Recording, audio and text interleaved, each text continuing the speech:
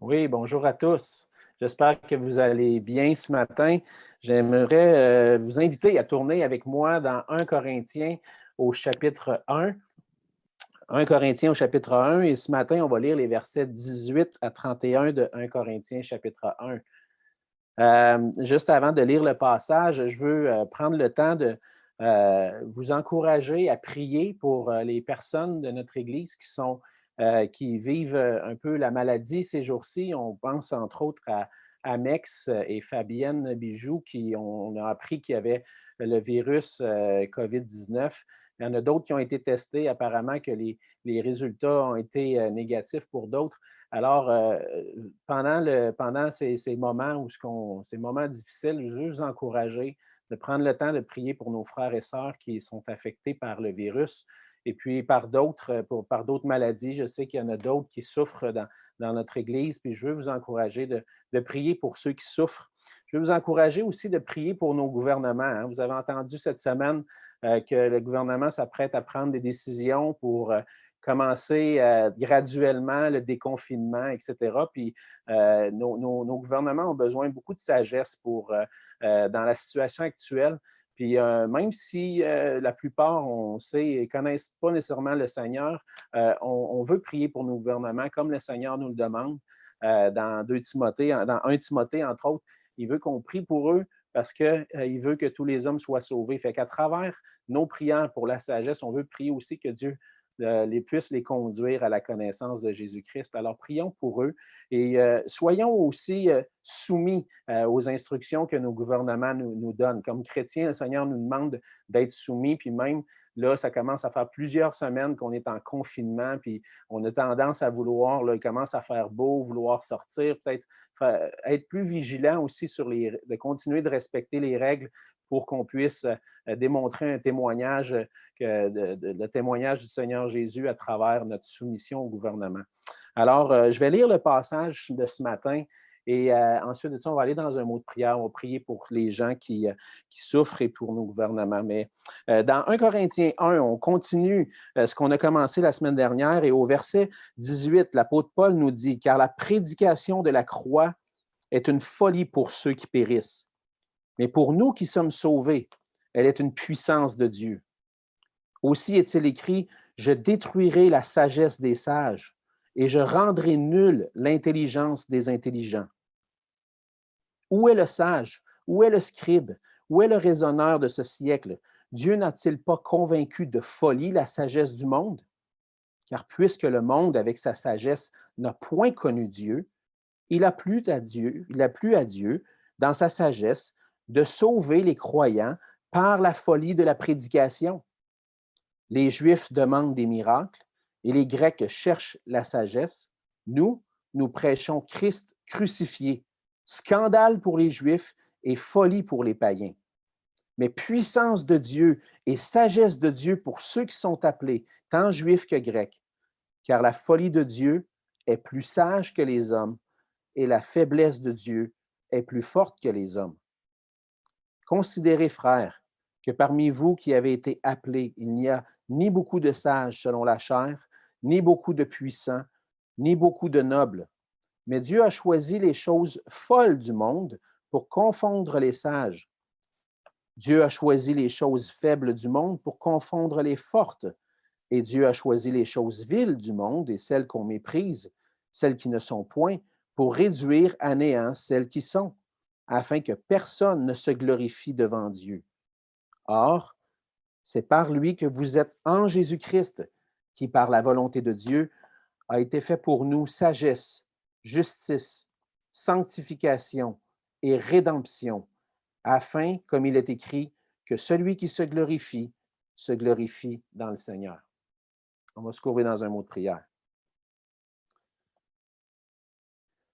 Oui, Seigneur notre Dieu, on s'approche devant toi ce matin.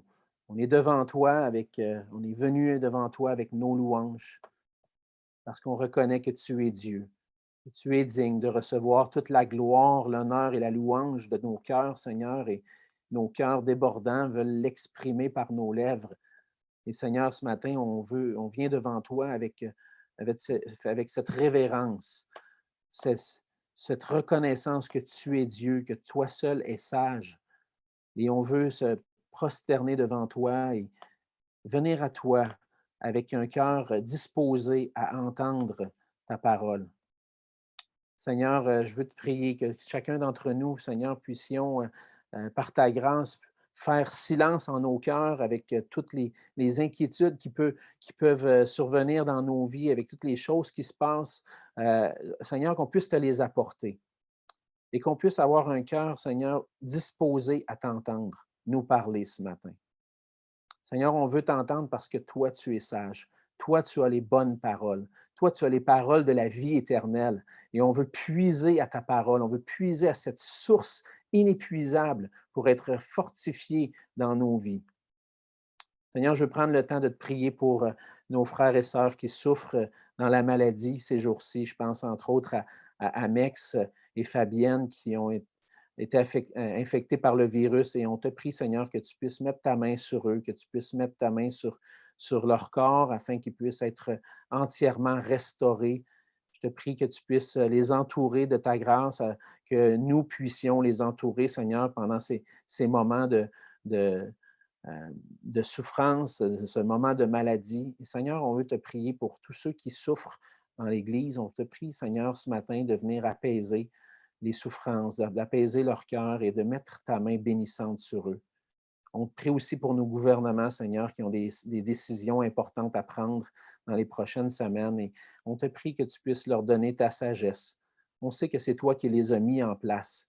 Et Seigneur, viens dans ta grâce, dans cette grâce que tu donnes en dirigeant toutes choses, que tu puisses leur donner cette sagesse pour qu'ils puissent diriger, Seigneur, cette province et ce pays et les autres gouvernements aussi dans le monde, Seigneur, qui puissent diriger afin que ça puisse être, on puisse voir ta main puissante à travers eux.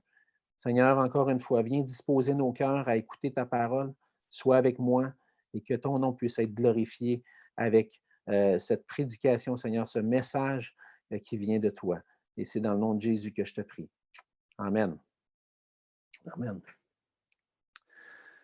S'il y a une chose que les bons parents veulent apprendre à leurs enfants, c'est leur apprendre à être sages, d'acquérir de la sagesse. Avec le temps, on grandit en sagesse. Et si je pense du temps où j'étais plus jeune, où j'étais enfant, puis au moment où je suis aujourd'hui, je crois, par la grâce de Dieu, que j'ai pu grandir en sagesse dans certains domaines. J'ai encore besoin de beaucoup de sagesse et j'ai besoin encore de puiser à la parole de Dieu pour apprendre à être sage. Mais je pense qu'avec le temps, on grandit en sagesse. Puis une des choses qu'on désire pour nos enfants, on veut leur bien, on veut leur enseigner la sagesse, puis on veut leur communiquer le plus de sagesse possible. Parce qu'on a de l'expérience un peu dans la vie. Hein? On a grandi, on a connu des choses, on a fait nos erreurs, puis on a connu les conséquences de nos erreurs aussi, puis on ne veut pas que nos enfants puissent reproduire ça. Alors, notre cœur désire leur donner le plus de sagesse possible pour qu'ils ne puissent pas répéter les mêmes erreurs que nous, on a fait. Pour ma part, moi, j'ai eu le privilège de grandir dans une famille chrétienne où la parole de Dieu est enseignée. Puis je me souviens de plusieurs moments précieux dans ma jeunesse où mes parents ont pris le temps de me conduire vers la parole de Dieu, pas pour m'enseigner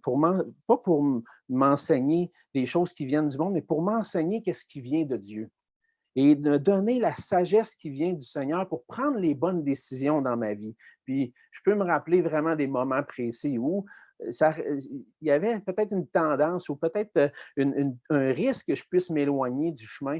Puis le Seigneur, par sa grâce, a utilisé mes parents pour me conduire dans la sagesse de Dieu, puis apprendre la sagesse.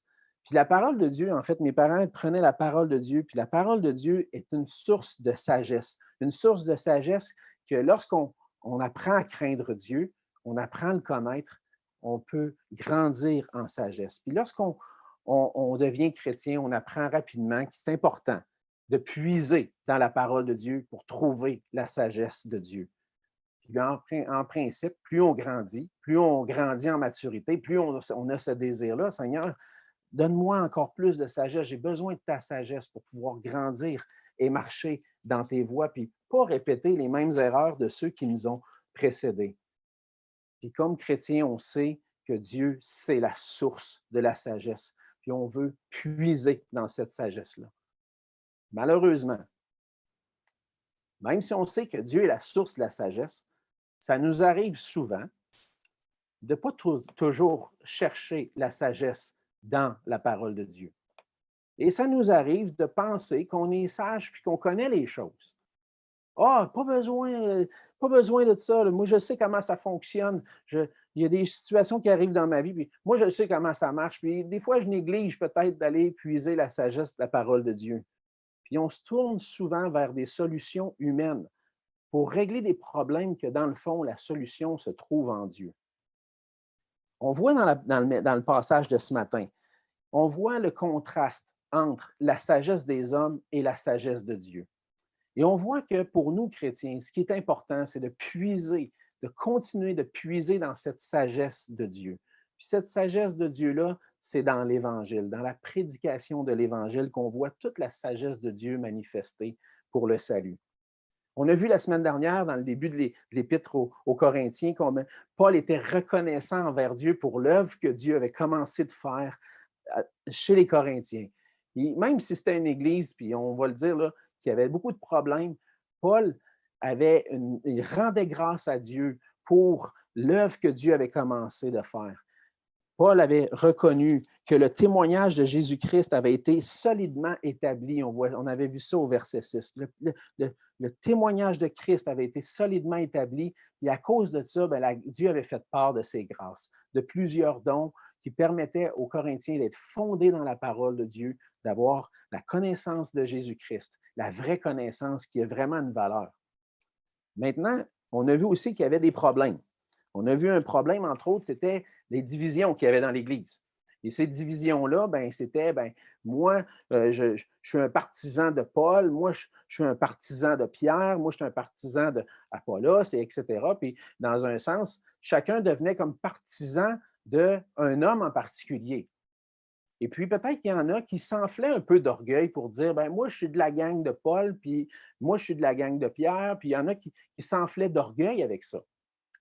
Et là, Paul va dire que, dans un sens, lui, il n'est pas venu pour annoncer la parole, pour démontrer sa sagesse, mais on devrait trouver notre sagesse en Jésus-Christ et s'unir ensemble en Jésus-Christ.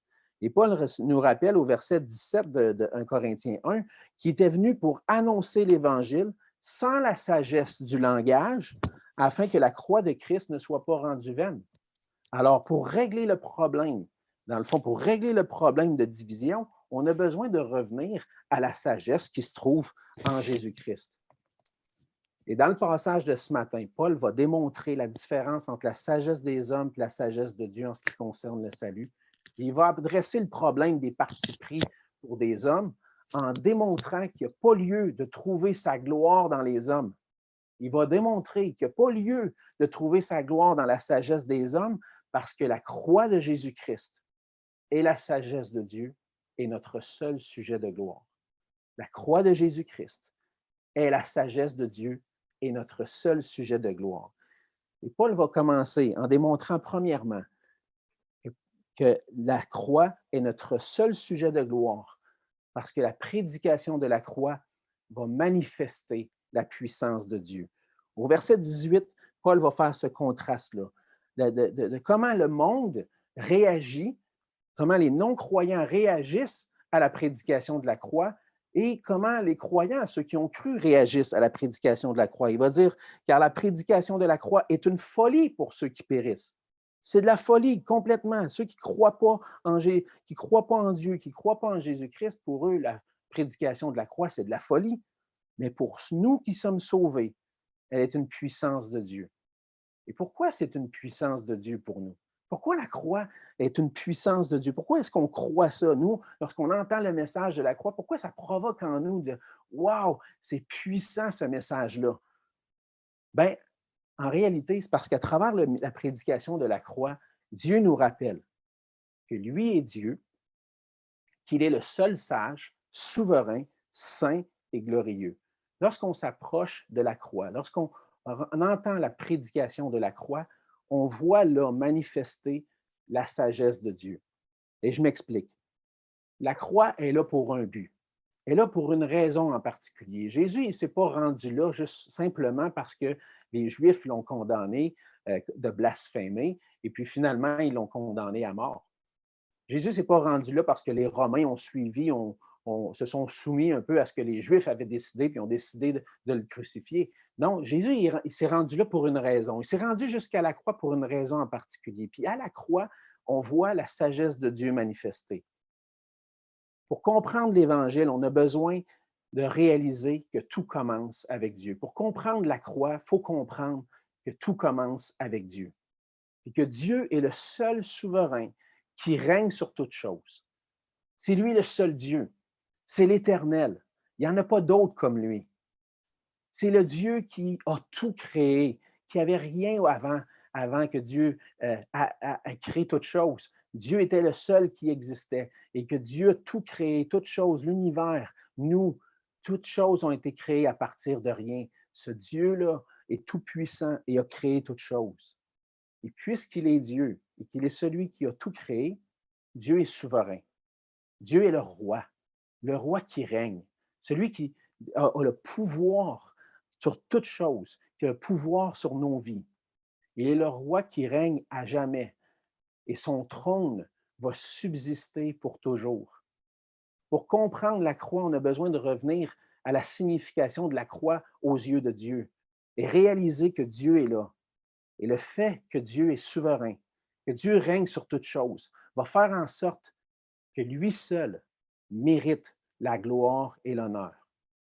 Dans sa loi, dans la loi qu'il avait donnée à Israël, Dieu a donné un commandement à son peuple.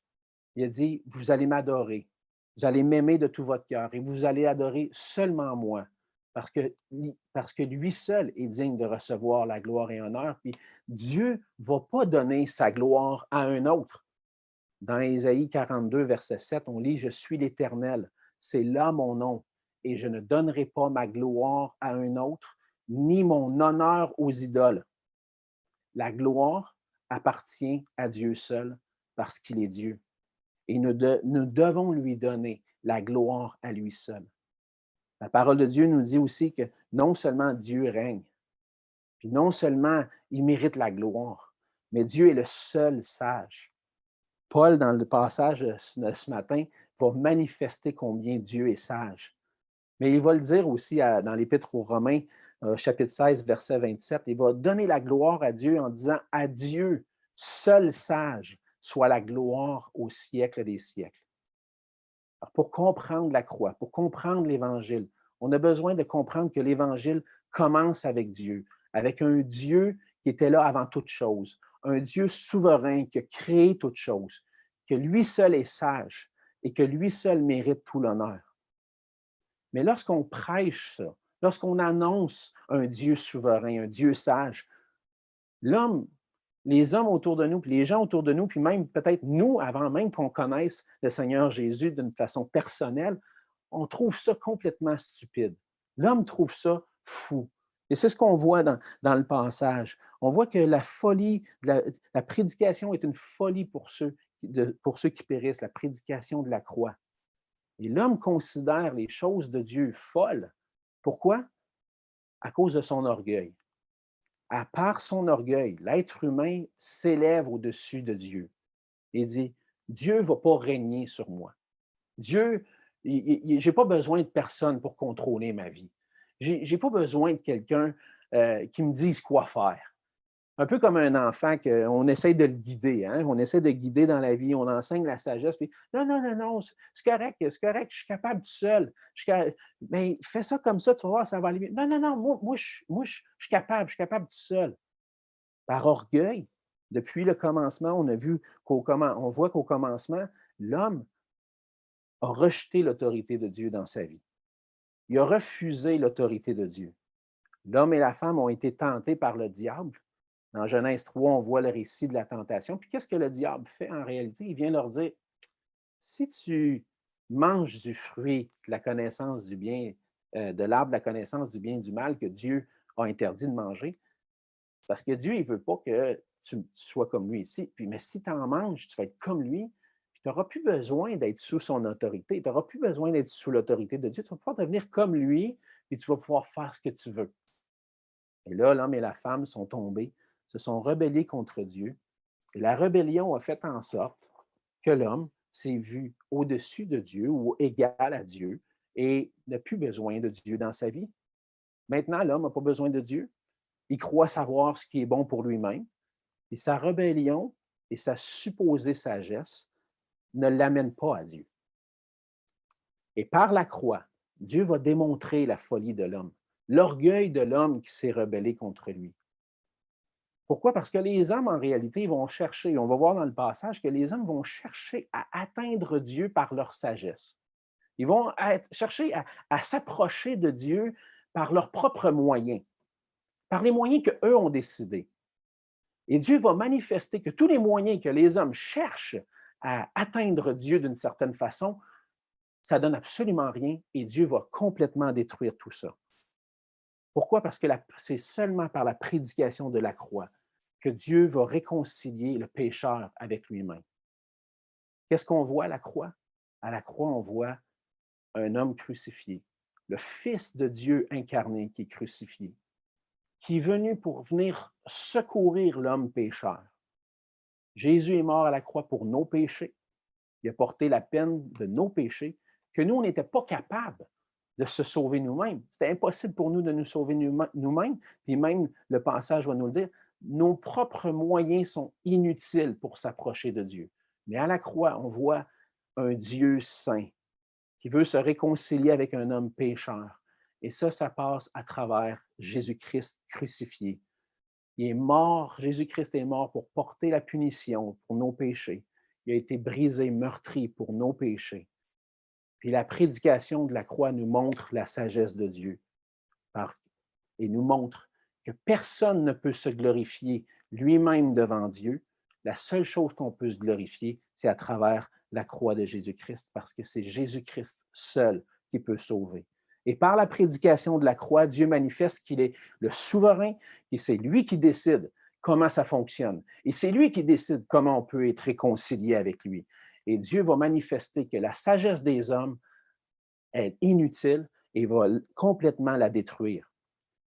C'est pour ça que Paul dit, dans verset 18, « Pour nous qui sommes sauvés, elle est une puissance de Dieu. » Parce qu'on voit à travers la croix comment Dieu veut se réconcilier avec nous, combien Christ a porté nos péchés, et maintenant on peut être réconcilié avec lui.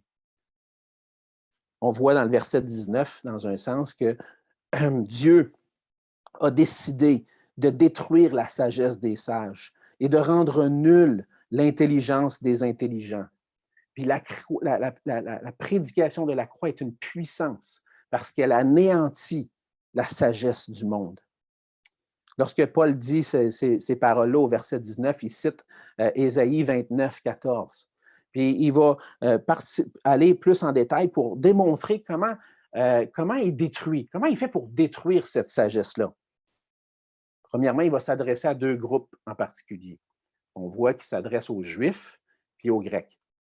On voit qu'il s'adresse aux Grecs en premier, et il va démontrer que les sages du monde, qui cherchent à atteindre Dieu par leur sagesse, vont être complètement confondus.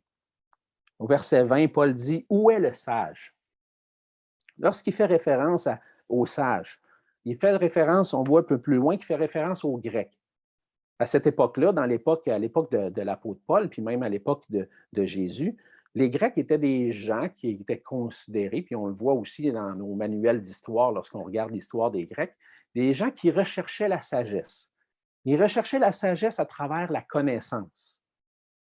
Les philosophes, plusieurs philosophes grecs ont influencé la pensée occidentale. On pense entre autres à Socrate, à Platon, à Aristote. Et lorsqu'on étudie la philosophie, on voit que les Grecs cherchaient la sagesse.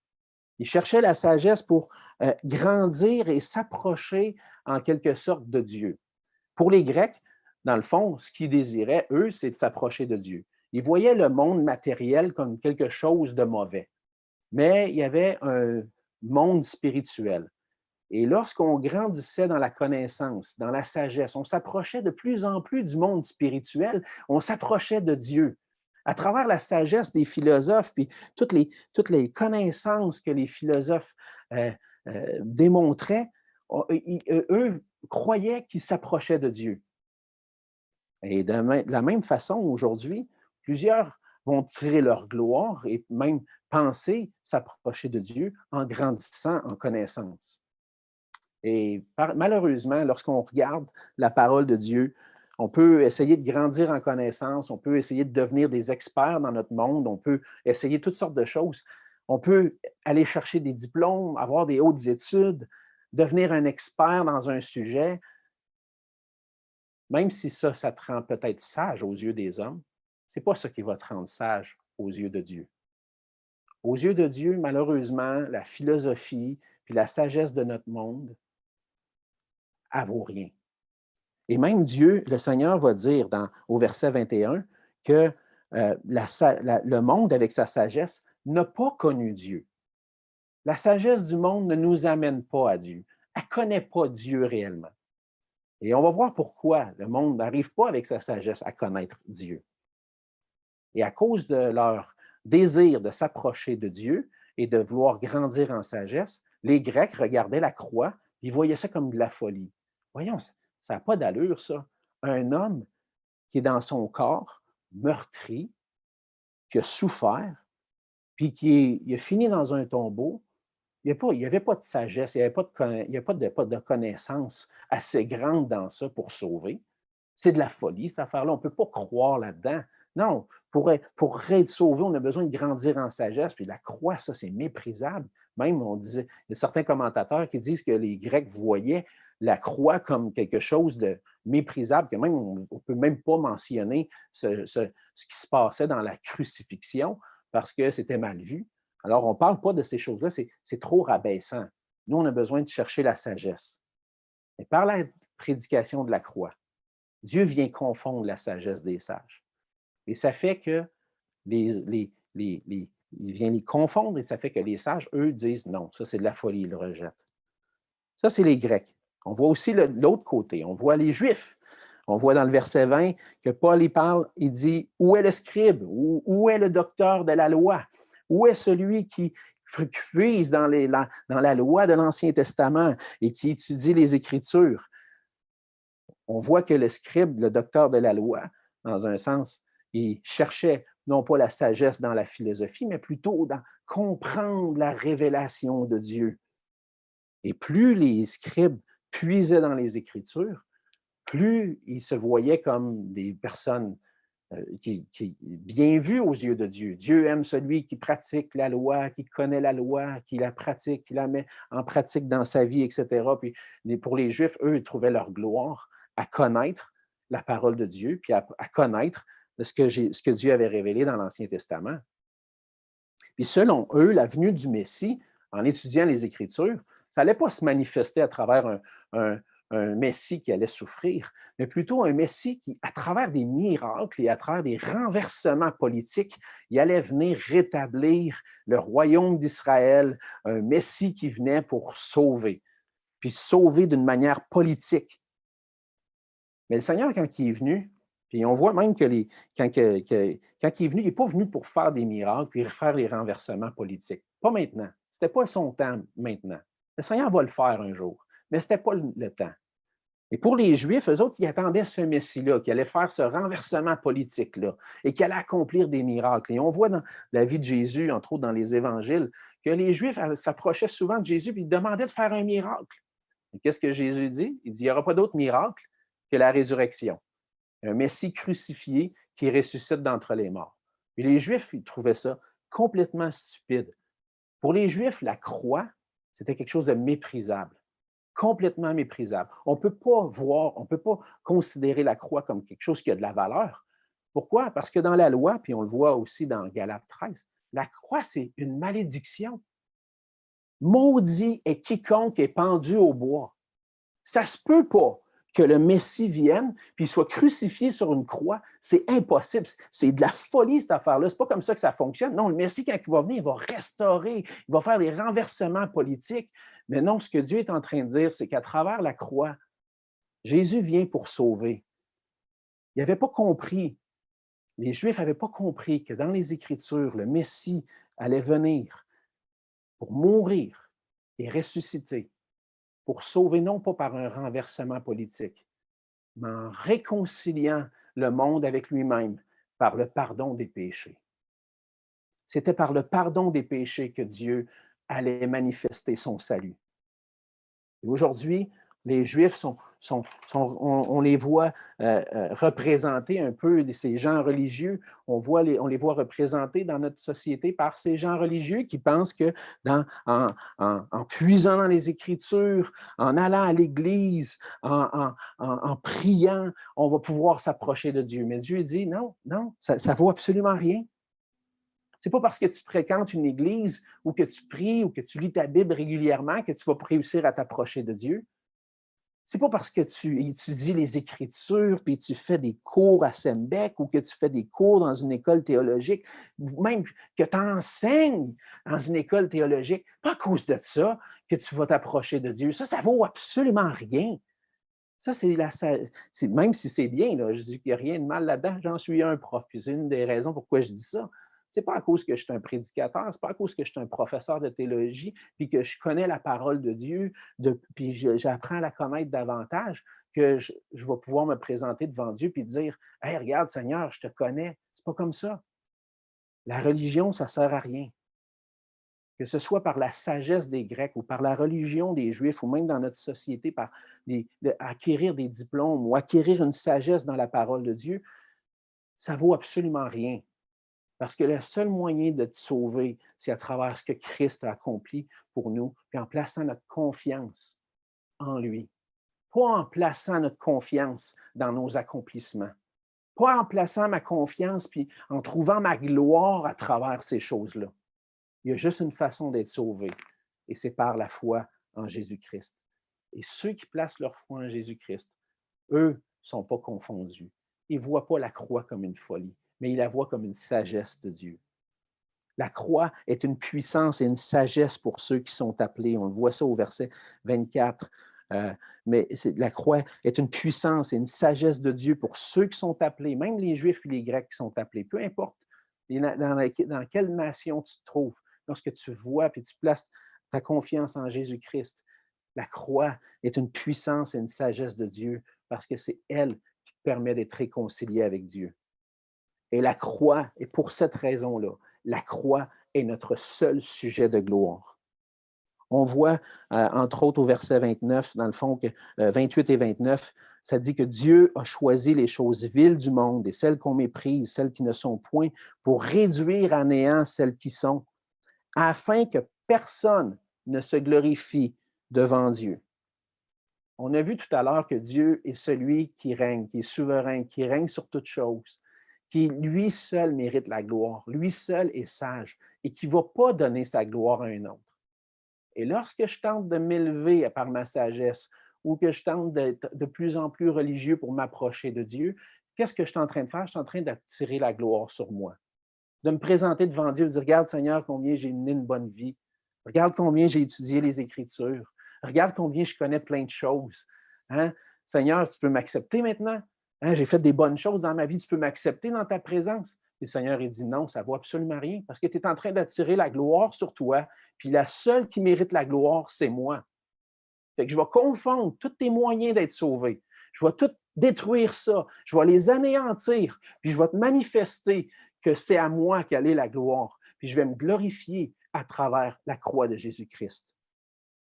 Et la croix de Jésus-Christ, à travers la croix, on voit au verset 30 que Jésus a manifesté la sagesse de Dieu. Ça dit, « Or, c'est par lui que vous êtes en Jésus-Christ, qui par la volonté de Dieu a été fait pour nous sagesse, justice, sanctification et rédemption. » Jésus-Christ a manifesté à travers la croix la sagesse de Dieu.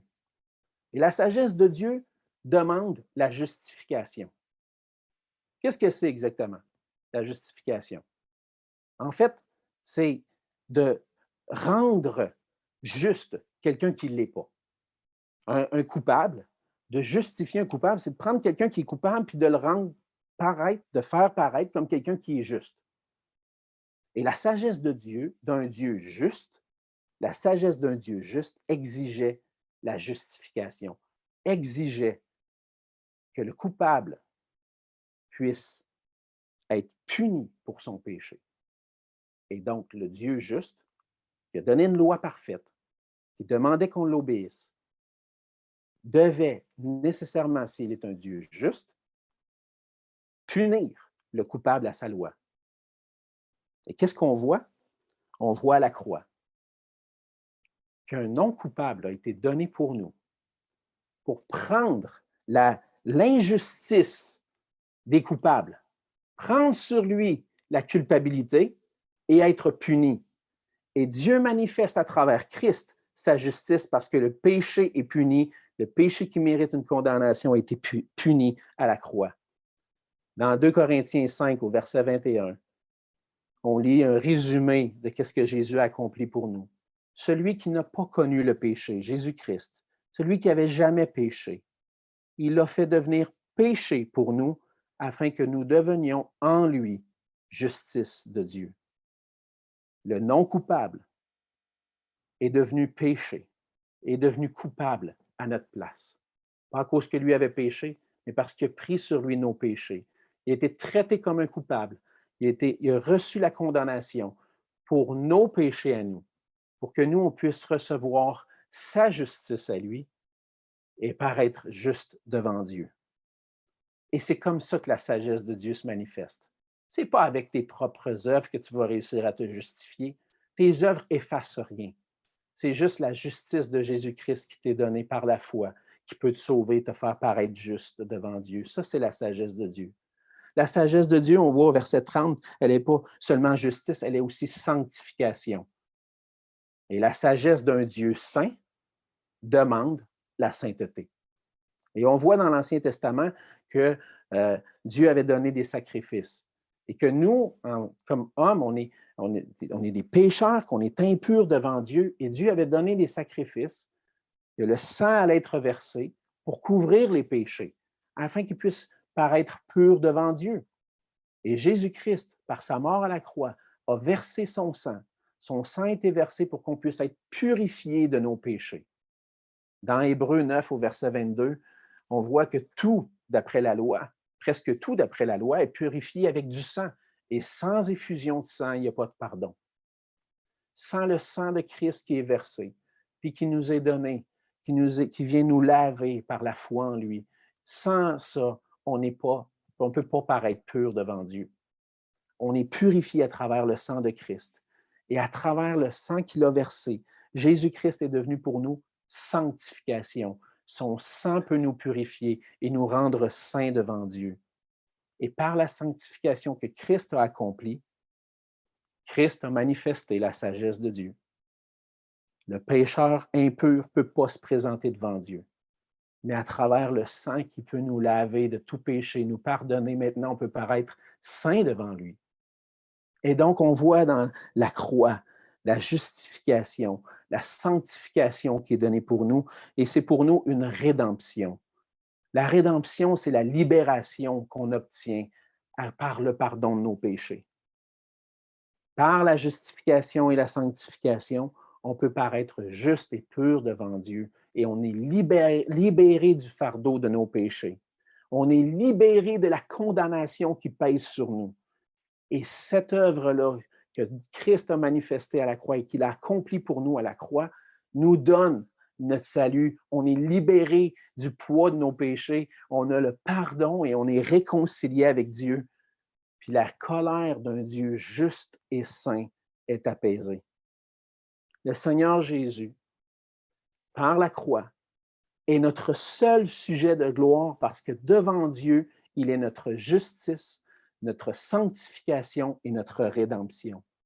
Et sans Jésus-Christ, tout ce que j'ai et tout ce que je suis, ça donne absolument rien. Si je me présente devant Dieu avec mes propres œuvres, avec ma connaissance, ça vaut absolument rien parce que comment Dieu a manifesté son salut, c'est à travers Christ. Et Paul confirme que la sagesse du monde, elle vaut rien devant Dieu. Ce n'est pas par nos connaissances, ce n'est pas par des révolutions politiques, ce n'est pas par une connaissance des Écritures approfondie ou par nos œuvres qu'on va être sauvé. La seule façon d'être sauvé, c'est par Jésus-Christ. Mais comment on fait pour venir à Jésus-Christ? Comment on fait pour venir devant lui? Qu'est-ce qu'il faut que je fasse? On doit venir devant lui les mains vides, nus comme un verre. Tout nu, avec rien, sans rien, se présenter devant lui et dire, Seigneur, par mes propres œuvres, par ma propre sagesse, je ne peux pas arriver à t'atteindre. Je ne peux pas arriver à me présenter devant toi. C'est impossible. Mais je vois que Jésus-Christ s'est offert pour moi. Mais je vois qu'à cause de ce qu'il a accompli, je peux être réconcilié avec toi. Et je viens devant le Seigneur les mains vides, puis je reçois le pardon qui m'est offert en Jésus-Christ. Et je place ma confiance en lui, pas dans mes propres œuvres, pas dans ma sagesse, mais en lui seul pour avoir le pardon. Quand je méditais cette semaine, ça me faisait penser à un cantique qu'on chantait plus souvent autrefois, si je peux dire, hein, dans les années de ma jeunesse, de mon enfance. On entendait souvent ce chant-là à la fin d'une prédication. Puis le chant, vous le connaissez, si ça fait plusieurs années que vous êtes dans l'Église ou que vous l'avez certainement déjà entendu. Comment est-ce qu'on vient à Jésus-Christ? Tel que je suis, sans rien à moi, sinon ton sang, versé pour moi, et ta voix qui m'appelle à toi. Agneau de Dieu, je viens, je viens. C'est de cette façon-là qu'on vient à Christ. C'est de cette façon-là qu'on peut être sauvé. C'est quand on vient les mains vides, puis qu'on reçoit le pardon qui nous est offert. Est-ce que tu es venu à Christ de cette façon-là? Humblement, les mains vides, sans rien à toi, sinon le sang de Christ qui a été versé pour toi. Peut-être tu vois maintenant comment cette sagesse-là de Dieu qui a été manifestée à la croix est parfaite. Peut-être que tu réalises maintenant, puis que tu dis, « Hey, je n'avais pas saisi la croix de cette façon-là avant. » Puis peut-être que tu es à un point de dire, « Hey, avant, je m'appuyais sur mes œuvres, puis je m'appuyais sur ma façon de penser, mes connaissances pour pouvoir atteindre Dieu. Puis là, je réalise que hey, tout ça ne sert à rien. » Si c'est le cas aujourd'hui, approche-toi de Christ, viens à lui, puis reçois le pardon qu'il t'offre maintenant. Et par la foi en lui, viens à lui. Reçois son pardon. Mais vous savez quoi? Même si on a pris cette décision-là depuis plusieurs années, puis on est venu à Christ, puis on a reçu son pardon, puis on est convaincu, on a l'assurance du salut, c'est notre tendance comme chrétien, puis encore dans la chair, de vouloir accomplir des choses pour paraître mieux aux yeux de Dieu. Ah, Seigneur, je veux être un bon chrétien, puis si je suis un bon chrétien, tu vas m'aimer plus. Des fois, on ne réalise pas, mais on peut penser comme ça. On peut penser que si on en fait un peu plus pour Dieu, puis si on est plus fervent dans la prière, le Seigneur nous voit comme un bon chrétien, puis on reçoit la faveur du Seigneur à davantage. Mais ce n'est pas vrai. C'est la folie, ça. C'est la folie de penser que ce que j'accomplis change la façon dont Dieu me perçoit. Parce que par la foi en Jésus-Christ, maintenant, Dieu me perçoit comment?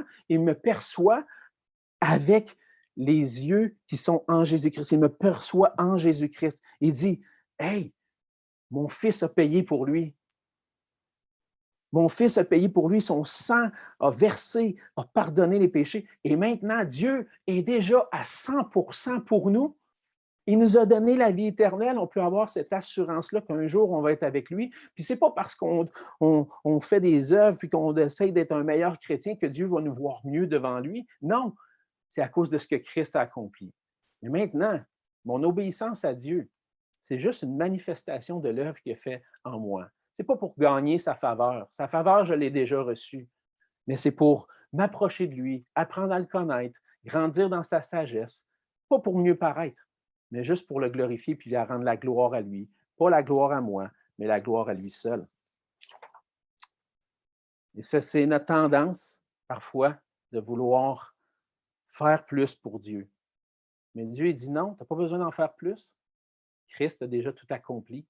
Maintenant, fais juste m'aimer, puis obéir à ma voix, puis manifeste que tu appartiens à Christ, Glorifie-moi à travers ça. En réalité, nos œuvres sont le fruit de notre conversion, sont le fruit d'un cœur qui déborde d'amour pour Dieu, un cœur qui a été transformé par la parole et par le Saint-Esprit. Puis notre sujet de gloire n'est pas dans nos œuvres. Notre sujet de gloire est seulement en Jésus-Christ. Et c'est ce que Paul va dire en terminant, verset 31. Il dit, afin, comme il est écrit, que celui qui se glorifie dans le Seigneur. Aucun sujet de gloire pour moi, mais toute la gloire à Dieu pour ce qu'il a accompli pour moi en Jésus-Christ. Et dans ce verset-là, Paul va citer Jérémie 9, les versets 23 et 24. Et je veux prendre le temps d'aller les voir parce qu'on voit qu'à travers la croix de Christ, on connaît Dieu et on connaît la sagesse de Dieu. On voit dans Jérémie 9, les versets 23, il dit, « Ainsi parle l'Éternel, que le sage ne se glorifie pas de sa sagesse, que le fort ne se glorifie pas de sa force, que le riche ne se glorifie pas de sa richesse, mais que celui qui veut se glorifie d'avoir de l'intelligence et de me connaître, de savoir que je suis l'Éternel, qui exerce la bonté, le droit et la justice sur la terre, car c'est à cela que je prends plaisir. » Celui qui veut se glorifie de connaître Dieu. Et comment on connaît Dieu? À travers Jésus-Christ. Il s'est manifesté à la croix, la sagesse de Dieu. J'apprends à connaître Dieu en regardant à la croix. Et ça, je peux me glorifier. Seigneur, d'une seule chose que je peux me glorifier, c'est l'œuvre que tu as accomplie pour moi à la croix. Puis parce que la croix manifeste la sagesse de Dieu. Si Christ a tout accompli pour nous à notre place, il n'y a aucun sujet de se glorifier, de nos mérites, de nos œuvres, de notre connaissance. Notre piété, notre seul sujet de gloire, c'est la croix de Jésus-Christ. Par la croix, Dieu a manifesté sa sagesse, il a manifesté sa puissance pour sauver, a manifesté qu'il anéantissait la sagesse du monde. Puis, nous, le seul moyen d'être sauvés se trouve en lui, et c'est en lui que je peux trouver réellement ma valeur. C'est en Christ seul que je peux me glorifier. À lui, je viens avec rien, et de lui, je repars avec tout. Et c'est pourquoi on peut déclarer au monde, laissez faire votre sagesse, laissez faire tous vos moyens de s'approcher de Dieu, parce que Christ seul me suffit. On va prier ensemble. Seigneur notre Dieu, on veut te rendre grâce pour ta parole. On veut te rendre grâce pour ta sagesse. Seigneur, tu es Dieu. La gloire appartient à toi seul. Puis tu n'as pas voulu qu'on puisse se glorifier dans quoi que ce soit, sinon que dans l'œuvre que toi t'avais prévue d'avance pour nous. Tu n'as pas voulu qu'on se glorifie de nos œuvres. Tu n'as pas voulu qu'on se glorifie de notre connaissance. Tu n'as pas voulu qu'on se glorifie de nos progrès. Tu as voulu qu'on se glorifie de Jésus-Christ seul, parce qu'en Christ, tu as manifesté ta gloire et ta sagesse. Et Seigneur, ma prière, c'est que tu puisses nous faire voir la croix comme une sagesse infinie. Que l'on puisse, Seigneur, abandonner nos pensées qui pensent qu'à cause qu'on est des bons chrétiens, on mérite ta faveur davantage. Non, on mérite ta faveur seulement parce que Christ a mérité pour nous, parce qu'il a accompli pour nous à la croix et parce qu'on a placé notre confiance en lui. Seigneur, qu'on ne puisse pas se glorifier, mais qu'on puisse te donner à toi seul toute la gloire. Aide-nous, Seigneur, de jour en jour, à ne pas mépriser la croix, à ne pas la négliger, mais de voir que cette croix est celle qui nous a réconciliés avec toi et qui fait en sorte que maintenant, on t'appartient, on est des enfants de Dieu. Aide-nous à grandir dans la connaissance de ta sagesse, dans la connaissance de la croix, afin qu'on puisse vivre, non pas pour nous-mêmes, mais pour toi, Seigneur Jésus, et te donner toute la gloire, parce que tu as tout accompli pour nous. Et c'est dans le nom de Jésus que je te prie. Amen.